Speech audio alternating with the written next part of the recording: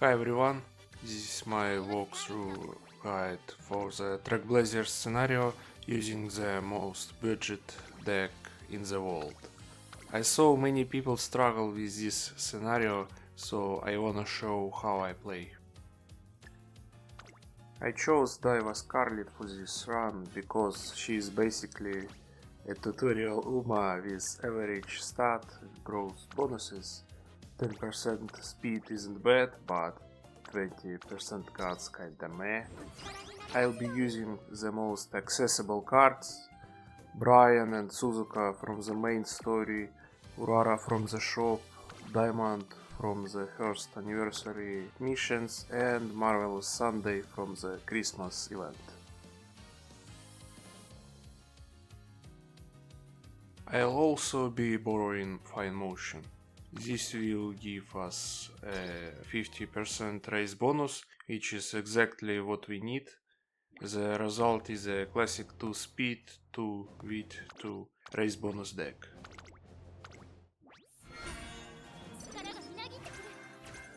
If you don't have Marvelous Sunday, replace her with any card with 10% raise bonus and borrow Nice Nature. In the game, it's not always clear what a card's stats are, so for simplicity I used the Gametora compare tool.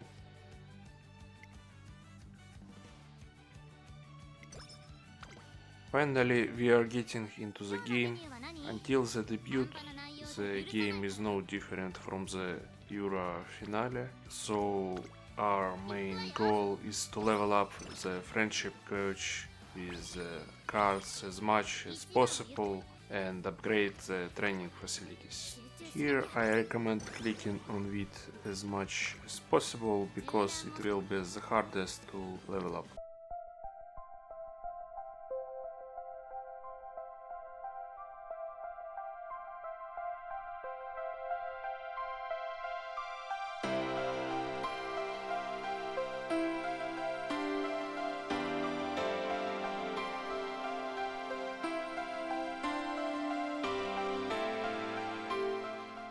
On the last turn before the debut, we choose to rest because in this scenario the debut race drains energy, and I wasn't lucky.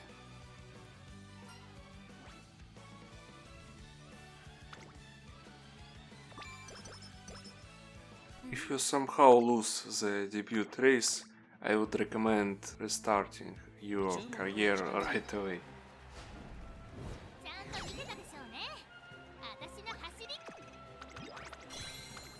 Now the shop has opened. If there is a barbecue, grab it without hesitation. This will level up all characters' friendship gauge up to 5. Here I decide to get the megaphone first. In the first year you can choose the weakest megaphone just to reduce the risk of losing the first year races. Overall, my first shop turned out to be very well stocked, so I want to buy everything here if possible.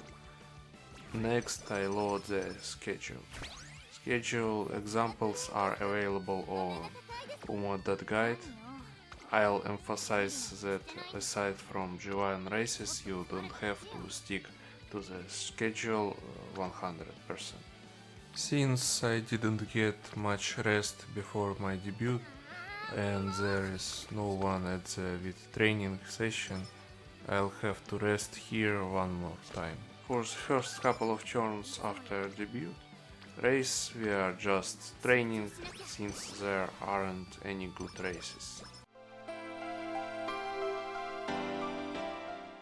And finally the turn where the races start. First we check the practice runs. Nothing remarkable, but there are tons of good items in the shop, so we head over. I will recommend, if you are struggle with the first races, just to switch the strategy to face chaser. And we lose. Here I use the alarm clock because the items in the shop are too good and still early on. But the general advice is not to use clocks outside of G1 races. I usually choose the top option because it's easier for me to calculate minus 20 energy loss than to gamble and lose more. There is another race. I follow the pattern, check the training, go to the shop and grab all the good items. There isn't a good enough training option, so we run again. I'm running to refresh the shop, get skill hints and earn extra skill points and stats.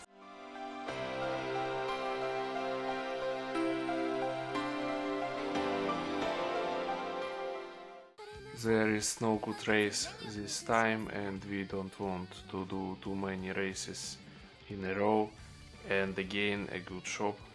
I definitely need to get the megaphone and juice. We also almost always need to buy scrolls and books, but only at plus 7 and plus 15. Never buy plus 3, it's too unprofitable.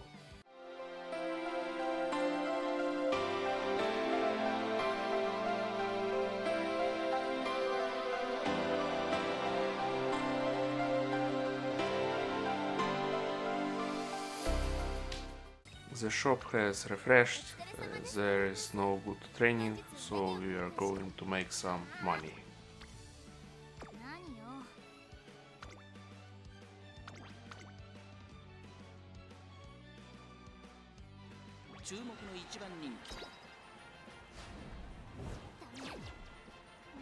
I'm not doing very well here.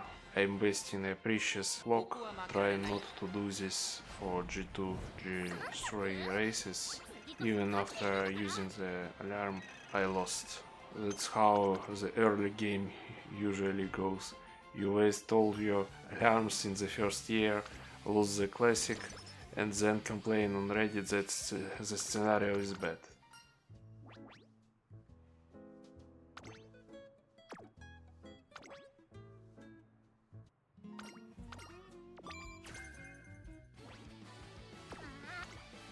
We definitely need to get the juice, it's too good. Now I'm looking at which skills will help me win more often. Unfortunately there are no skills like Nimble Navigator or Head On, so we are taking TDDC and Victoria Warplauncher. There is nothing wrong with buying skills since I've already spent 2 alarms and future losses will be riskier than losing a couple of skill discounts. I didn't even look at the training here since we are in debt and need money. Finally, we won.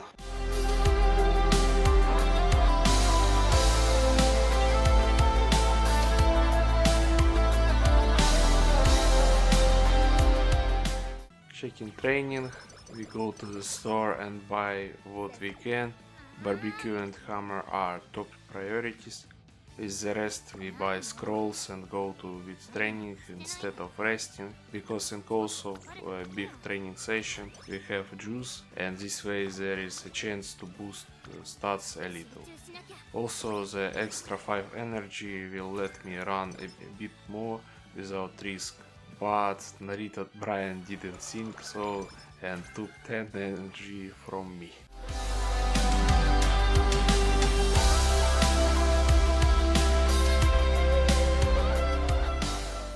Grass Wonder gives us 10 energy, thanks Grass.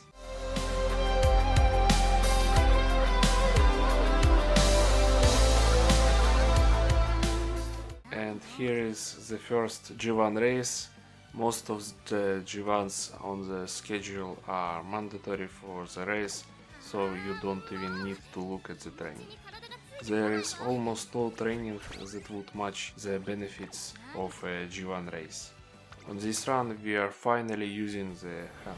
I only use them for G1 races. I only use golden hammers if I have more than 2, since we will need them at the end. This is the kind of situation where you need alarms. Based on the stats, I am definitely supposed to win, so there is no reason to not to use an alarm.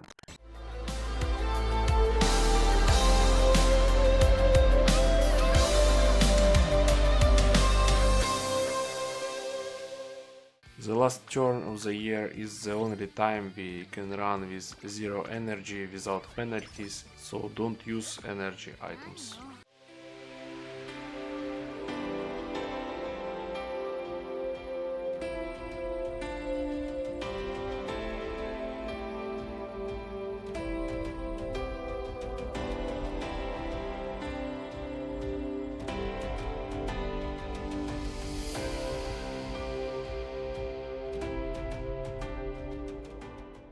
By the end of the year I've used 3 alarm clocks, which is very bad. I have 2 left for emergencies and that's very risky.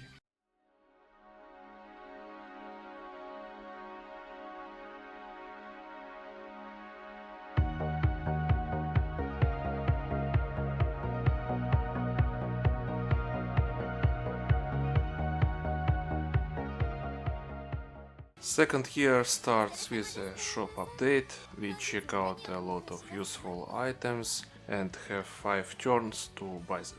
We can't race for the first couple of turns, so we spend them training.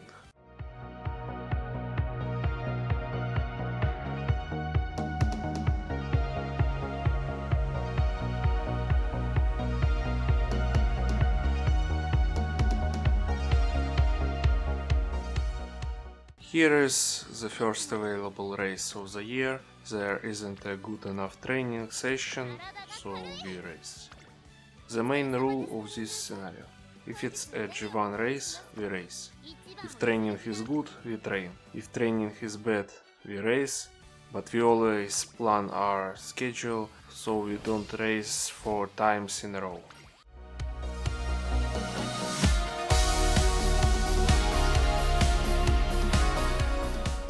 Here is a rare turn where there is not good race and the training is poor. This happens at the beginning. Here the choice is usually between resting or training to heal the friendship gauge.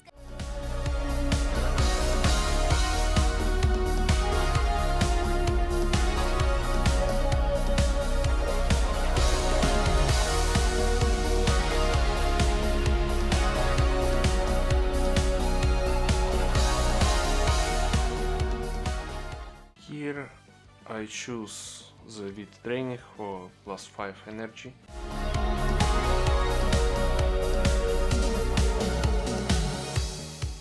There is no good training, so I choose to race for money and shop refresh. Now I need to choose items before the shop refreshes.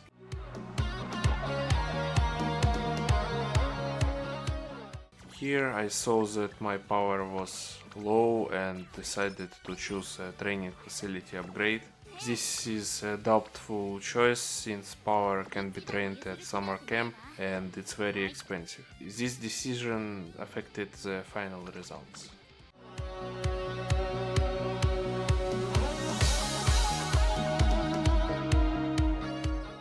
Here is the first classic G1. The only time you can skip it is if your overall training stats are 1500 on higher. In the second year with this deck that's unrealistic, so we check the shop and run.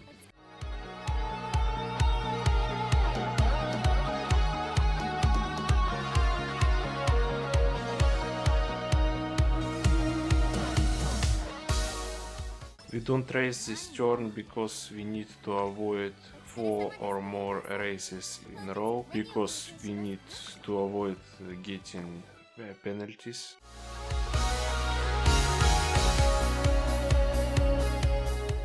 We use the whistle in hopes of a good training session, but it doesn't happen.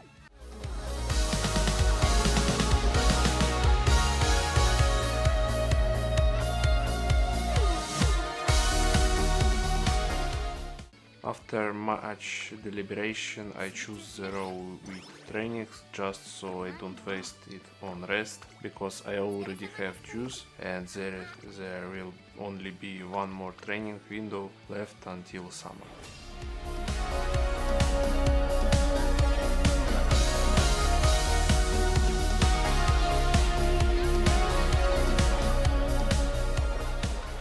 Here is a clear example of why the recreation battle is used extremely rarely in this scenario.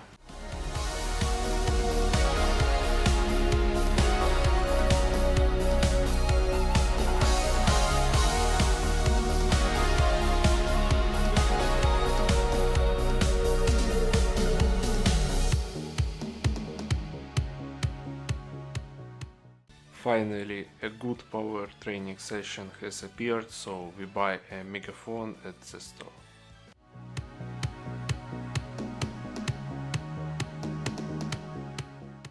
A random event lower our mood, and now we are hoping there will be a cupcake at the next store.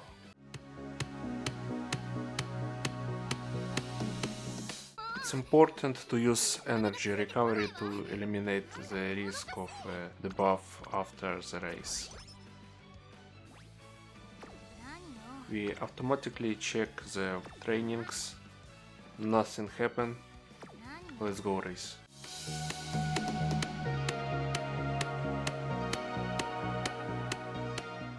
And now it's time for summer camp. The rule is the same, but here we choose training more often.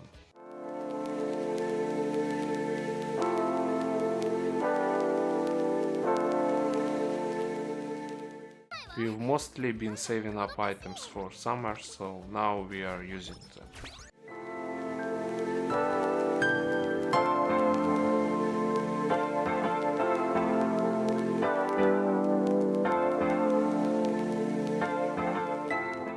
There is no good training here and the shop is empty, so I choose to run.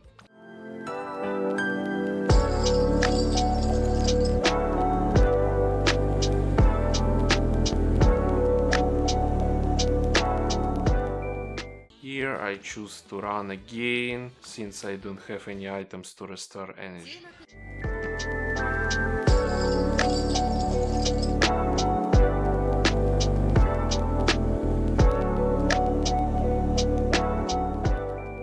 This is a mixed situation. It looks like a decent training, but there are useful items in the shop, so I choose to race.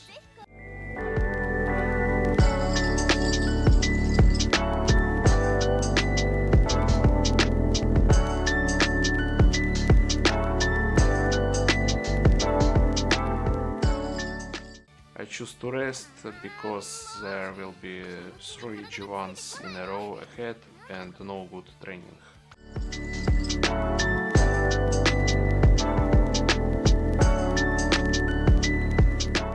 A situation where you need to use locks.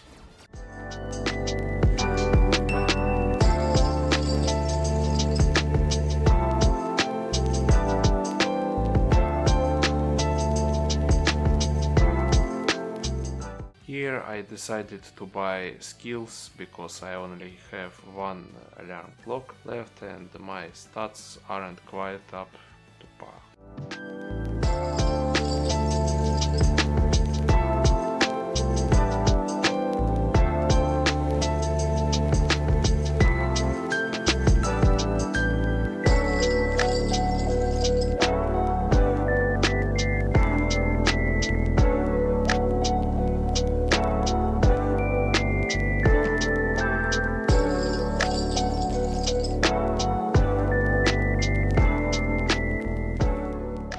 Basically, if your stats make you feel like you risk losing the race, it's better to buy skills.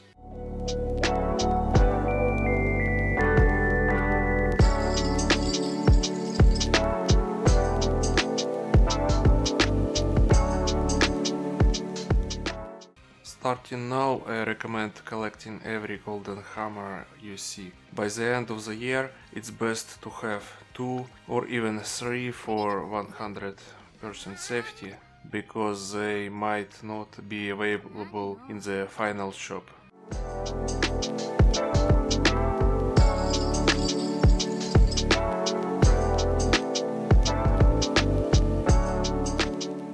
This training session is worth skipping the G2 race, so I buy a megaphone and eat a cupcake.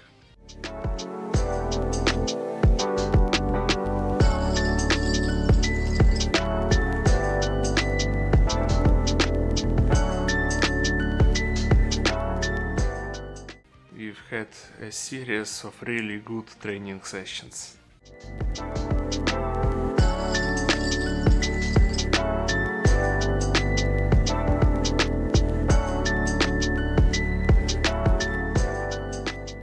Next up is the G1 race for the Spring Crown, so we are running.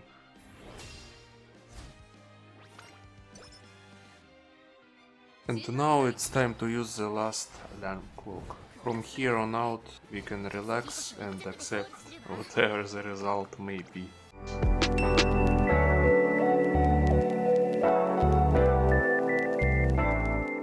Thanks to Sakai High Affinity we got a double S.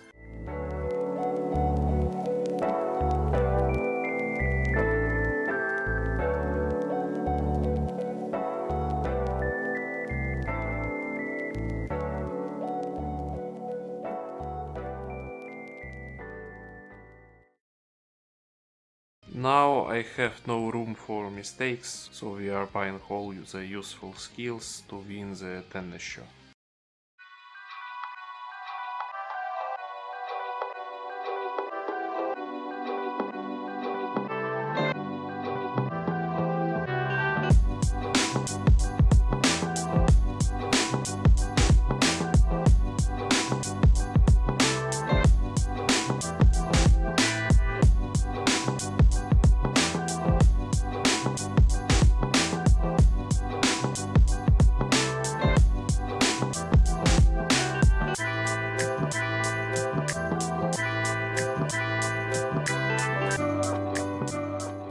I don't think I made the best decision this turn, but it is what it is.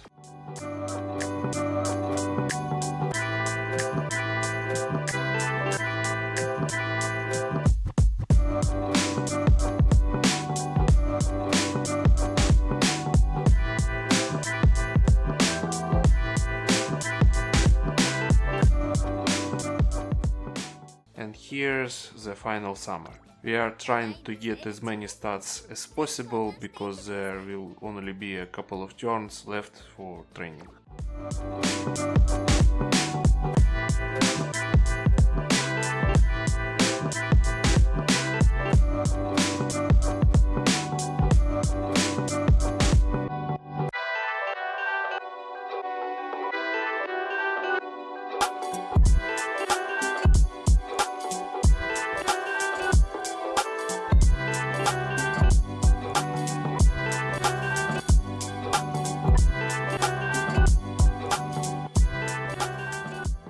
It's a good move, but too risky, so we are running.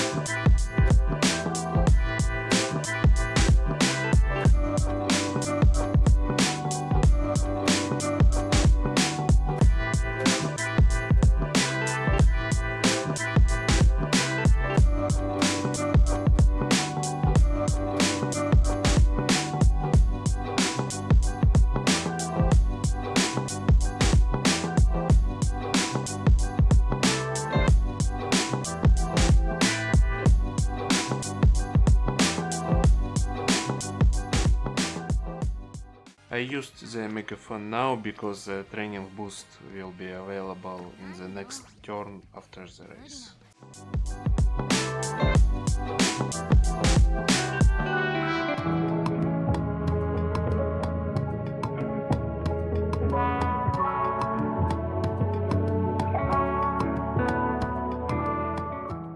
And the final shop doesn't have any golden hammers. That's why I advised collecting them in advance. I was really unlucky this run. There was only one golden hammer in the shop for the entire run. This is the first time this has happened to me in more than 20 runs. In any case, let's buy everything we might need and watch the run.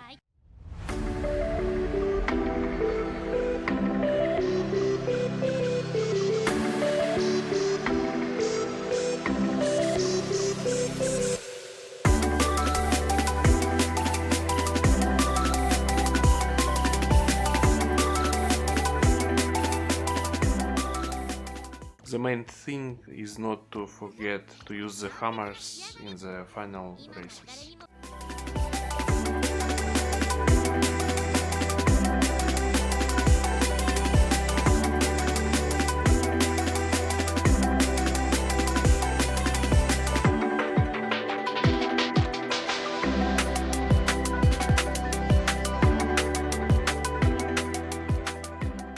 Here are the final stats. It could have been better if I hadn't messed up a couple of turns and had more golden hammers. You could call this a low roll. Since the golden skills are mostly pace medium, we will pick those and buy everything else with the remaining funds.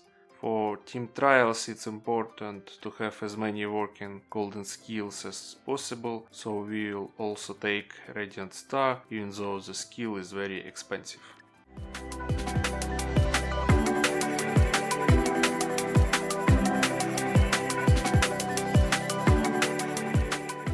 And the final rank is S+, very close to SS. A couple of mistakes and the lack of golden hammers spoiled the final result, but even so I hope I've shown you my decisions and that even with such a budget deck you can achieve decent results. This scenario doesn't require you to have 6 SSRs, and I don't mean free ones, to get good results. What matters more is the ability to analyze and make the most advantageous decisions. I hope this video helps you achieve good results in the Trackblazer scenario. Good luck, trainer.